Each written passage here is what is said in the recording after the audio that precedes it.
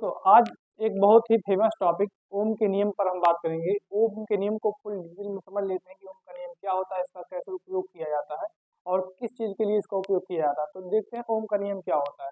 तो ओम का नियम सब पहले समझने से पहले हम समझते हैं कि जो ओम साइंटिस्ट थे जिसका नाम था ओम जॉर्ज साइमन ओम। ठीक है, तो जॉर्ज साइमन ओम ने जो है कुछ प्रयोग किया था।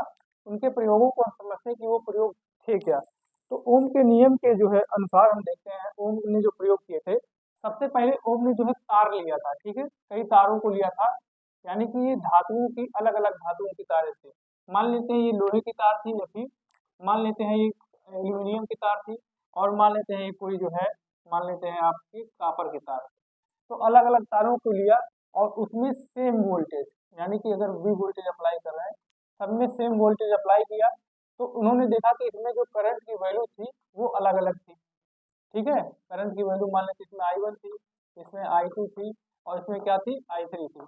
सब में करंट की वैल्यू अलग अलग थी। इसके बाद इन्होंने दूसरा प्रयोग किया, यानी V/I हर चीज में डिफरेंट आ रहा था। इन्होंने दूसरा प्रयोग किया, एक ही तार लिया, एक ही मटेरियल का। मान लेते अगर हम तार ले रहे हैं कापर का, तो सब में कापर का तार लिया जा रहा है, तो कापर का तार लेंगे। अब इसकी देखते हैं लंबाई अलग है, इसकी लंबाई चौड़ाई अलग है, इसकी लंबाई चौड़ाई अलग है। तो उसके बाद फिर उन्होंने सेम वोल्टेज अप्लाई किया, तो देखा कि उसमें जो है करंट फिर भी अलग अलग आ रहा है। इसके बाद इन्होंने क्या किया कि तार की लंबाई को उन्होंने जो है सीमित कर दिया, एक जैसा तार लिया, और उसमें जो है वो जो है वोल्टेज अप्लाई जब किए, तो उसमें जो करंट आगे प्रवाहित हुआ, तो उन्होंने देखा कि जब जब हम वोल्टेज बढ़ाते हैं तब तब करंट का मान बढ़ता है। ठीक है, और जब V और I का अनुपात देखा गया, तो V और I का अनुपात हमेशा बार बार एक जैसा आ रहा था, सेम आ रहा था। बाकी और किसी केस में V और I का मान सेम नहीं आ रहा था।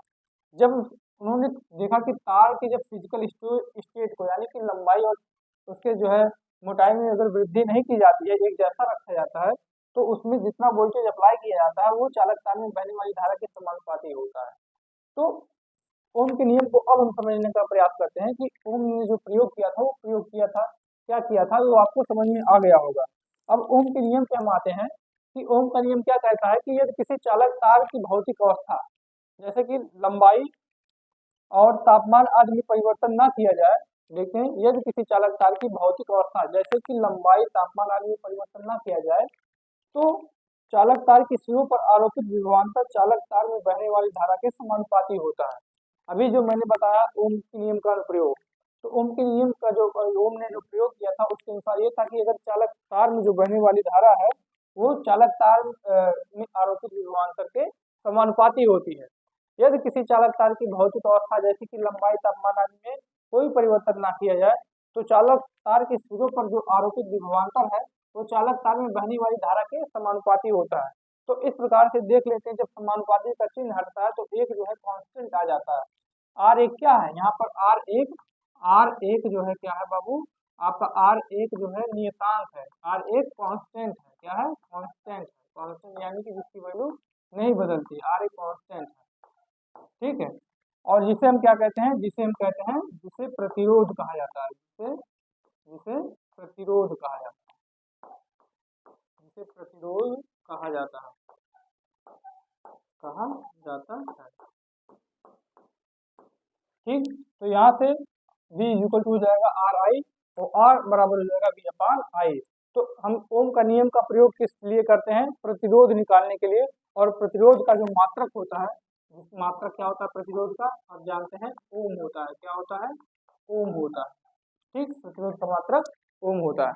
तो आपको समझ में आ गया होगा कि ओम का नियम क्या होता है और इसका उपयोग किस लिए किया जाता है। तो ओम का नियम आपको समझ में आ गया, और ओम के नियम का उपयोग प्रतिरोध निकालने के लिए किया जाता है किसी भी तार का। तो प्रतिरोध का सूत्र आपका हो जाएगा R इक्वल टू V अपान आई। अब यहीं से प्रतिरोध का जो है डेफिनेशन भी आप निकाल सकते हैं कि किसी चालक तार में आरोपित विभवांतर तथा उसके कारण उसमें बहने वाली धारा का अनुपात को हम क्या कहेंगे, चालक तार का प्रतिरोध कहेंगे। तो आई होप दोस्तों ये ओम का नियम आप लोगों को बहुत अच्छे से समझ में आ गया होगा। ऐसी और वीडियोस को जानने के लिए जैसे आपका कोई भी डाउट होगा तो आप जो है कमेंट करके बताइएगा, उस पर जो है एक सेपरेट टॉपिक का वीडियो बना दिया जाएगा। दोस्तों वीडियो देखने के लिए धन्यवाद। वीडियो अगर अच्छा लगा हो तो इसको लाइक करिए, चैनल को सब्सक्राइब करिए और अपने दोस्तों के साथ शेयर करिए। धन्यवाद।